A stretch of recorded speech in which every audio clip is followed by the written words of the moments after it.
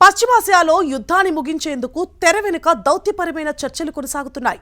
క్షేత్రస్థాయిలో ఇటు ఇరాన్ అటు అమెరికాల మధ్య పరస్పరం దాడులు కొనసాగుతున్నాయి. తాజాగా ఇరాన్లోని గురుక్ నగరం, బేష్కు ద్వీపంలోని సైనిక లక్ష్యాలపై అమెరికా దళాలు దాడి చేశాయి. మరోవైపు ఐఆర్జీసీ దళాల తీరుపై తీవ్ర అసంతృప్తితో ఉన్న ఇరాన్ అధ్యక్షుడు మసూద్ పెజెష్కియాన్ రాజీనామాకు సిద్ధపడ్డట్లు వార్తలొస్తున్నాయి. అయితే సుప్రీం లీడర్ ఖమేనీ దీన్ని ఆమోదించలేదు. ఇక దక్షిణ లెబనాన్లోని బ్లూ ఫోర్ట్ క్యాజిల్ను ఇజ్రాయెల్ దళాలు స్వాధీనం చేసుకోవడం పశ్చిమాసియాలోని కీలక పరిణామం. పశ్చిమాసియా పరిణామాలు పూటపూటకు మారిపోతున్నాయి. అమెరికా ఇరాన్ శాంతి ఒప్పందం ఇంకా కొలిక్కి రాకముందే మళ్లీ ఉద్రిక్తతలు మొదలయ్యాయి. తాజాగా ఇరాన్లోని గురుక్ నగరం, ఖేష్మ్ ద్వీపంలోని సైనిక లక్ష్యాలపై అమెరికా దళాలు దాడి చేశాయి. ఆత్మరక్షణ కోసం ఈ దాడులు చేపట్టినట్టు అమెరికా సెంట్రల్ కమాండ్ సమర్థించుకుంది. ఇరాన్ అంతర్జాతీయ జలాలపై ప్రయాణిస్తున్న తమ MQ-1 డ్రోన్ని కూల్చివేయటం, ఇతర దుందుడుకు చర్యలకు ప్రతిస్పందనగానే తాము ఈ దాడి చేసినట్టు ప్రకటించింది. ఈ దాడిలో ఇరాన్ ఎయిర్ డిఫెన్స్ వ్యవస్థ, గ్రౌండ్ స్టేషన్, 2 అటాక్ డ్రోన్లు ధ్వంసమైనట్టు తెలిపింది. వీటి నుంచి తమ యుద్ధ నౌకలకు ముప్పు పొంచి ఉన్నట్టు వెల్లడించింది. హర్మూజ్ను నియంత్రించాలంటే ఇరాన్ ఖేష్మ్ మిసైల్ సిటీని కూడా ధ్వంసం చేయటం చాలా ముఖ్యం. అక్కడి అండర్ గ్రౌండ్ సిటీలో యాంటీషిప్ క్రూయిజ్ క్షిపణులు ఉన్నాయి. బాలిస్టిక్ క్షిపణుల్లో 800 కిలోమీటర్ల రేంజ్ ఉన్న ఖియామ్-1, ఖైబర్ షెకన్, ఘద్రా, ఎమాద్ మిసైల్స్ ని భద్రపరిచింది.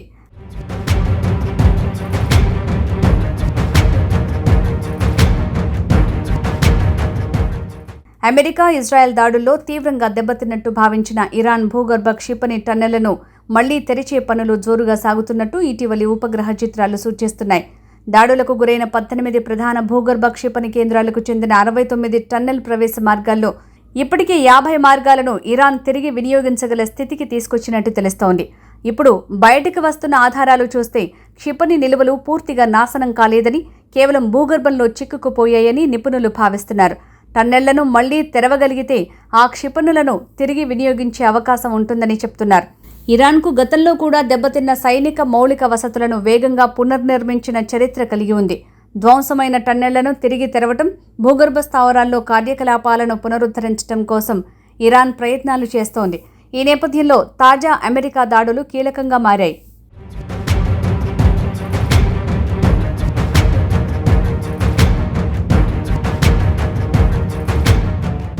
మరోవైపు హర్మూజ్ జలసంధి దిగ్బంధం సహా యుద్ధానికి ముగింపు పలికే లక్ష్యంతో అమెరికా, ఇరాన్లు మంచి ఒప్పందానికి చాలా దగ్గరగా వచ్చేశాయని అమెరికా అధ్యక్షుడు డొనాల్డ్ ట్రంప్ వెల్లడించారు.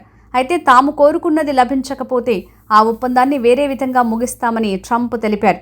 తొందరపడితే మంచి ఒప్పందం కుదరదన్నారు ఆయన. నెమ్మదిగా అయినా సరే ఖచ్చితంగా తాము కోరుకున్నది సాధిస్తున్నామని ట్రంప్ తేల్చి చెప్పారు. కోరుకున్నది దక్కేదాకా వేచి చూస్తామని వెల్లడించారు. ఇరాన్ నౌకాదళం, వైమానిక దళం పూర్తిగా ధ్వంసమయ్యాయన్నారు. ఇప్పటికే ఓడిపోయినందున ప్రస్తుతం అన్ని అవకాశాలు అమెరికా చేతిలోనే ఉన్నాయని ట్రంప్ స్పష్టం చేశారు. ఇరాన్ నాయకత్వంలో కొందరు మితవాదులు ఉండటంతో తాము ఇరాన్ సైన్యాన్ని పూర్తిగా నిర్వీర్యం చేయలేదని అన్నారు. ఇరాన్తో ఒప్పందం చేసుకోగలిగితే మంచిదేనని, లేకపోతే యుద్ధాన్ని మళ్లీ ప్రారంభించాల్సి వస్తుందని తేల్చి చెప్పారు. ఇదిలా ఉంటే ఇరాన్ అధ్యక్షుడు మసూద్ పెజెష్కియాన్ రాజీనామా చేసినట్లు వార్తలొచ్చాయి. ఆయన తన రాజీనామా లేఖను సుప్రీం లీడర్ మొజ్దాబా ఖమేనీకి పంపినట్లు ప్రచారం జరుగుతోంది. ఇరాన్ ఐఆర్జీసీ దళాల తీరుపై పెజెష్కియాన్ తీవ్ర అసంతృప్తితో ఉన్నట్టు చెప్తున్నారు. ఇరాన్ పాలన ఐఆర్జీసీ కమాండర్ల చేతుల్లోకి వెళ్లిపోయిందని, యుద్ధం ప్రారంభమైన నాటి నుంచి కీలక నిర్ణయాల విషయంలో ఇరాన్ ప్రభుత్వ అధికారుల్ని దూరంగా ఉంచుతున్నట్టు ఆరోపించారు. ఇరాన్పై అమెరికా, ఇజ్రాయెల్ దాడులు ప్రారంభమైన నాటి నుంచి ఇరాన్లో పాలనపై పలు ఊహాగానాలు బయటికి వస్తూనే ఉన్నాయి. దీనికి బలం చేకూరుస్తూ పెజెష్కియాన్ ఇవే విషయాలను లేఖలో వెల్లడించినట్టు చెప్తున్నారు. పాలన, చట్టపరంగా తనకు ఉన్న బాధ్యతలను కూడా పూర్తి చేయనీయకుండా చేస్తున్నారని అందులో పేర్కొన్నారు. కాగా పెజెష్కియాన్ రాజీనామా లేఖపై సుప్రీం లీడర్ ఎటువంటి నిర్ణయం తీసుకోకుండా పెండింగ్లో పెట్టినట్టు చెప్తున్నారు. కాగా యుద్ధం ఆరంభమైనప్పటి నుంచి ఇరాన్ను ఎవరు నియంత్రిస్తున్నారనే అనుమానాలు ఉన్నాయి. కొంతకాలంగా ఐఆర్జీసీకి, అధ్యక్షుడికి మధ్య విభేదాలు ఉన్నట్టు ప్రచారం జరిగింది. మితవాద నాయకుడిగా పేరున్న పెజెష్కియాన్ను పూర్తిగా దూరం పెట్టినట్టు వార్తలొచ్చాయి. రహస్య స్థావరంలో ఉన్న సుప్రీం లీడర్ని కూడా కలుసుకునే అవకాశం లేకపోవడంతో పెజెష్కియాన్ అసంతృప్తితో ఉన్నారని చెప్తున్నారు. ఏ కీలక సమాచారం మొజ్దాబాకు చేరే పరిస్థితి లేనందున ప్రభుత్వ వ్యవహారాలపై ఐఆర్జీసీ పట్టు బిగించినట్టు తెలుస్తోంది. ఈ నేపథ్యంలో పెజెష్కియాన్ రాజీనామా వార్తలు కలకలం రేపాయి.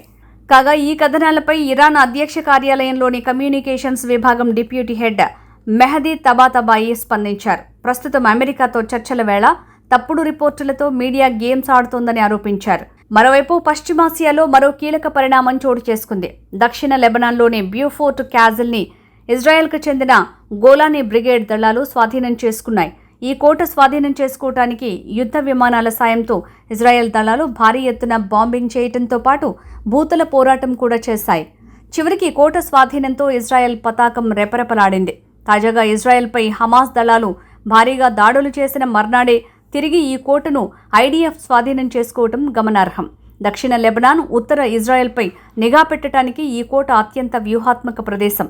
1982 తొలి లెబనాన్ యుద్ధంలో ఇజ్రాయెల్ దళాలు ఈ కోటను మొదటిసారి స్వాధీనం చేసుకున్నాయి. నాడు కూడా గోలానీ బ్రిగేడే పాలస్తీనా లిబరేషన్ ఆర్గనైజేషన్ దళాలతో పోరాడి ఈ కోటను ఆక్రమించాయి.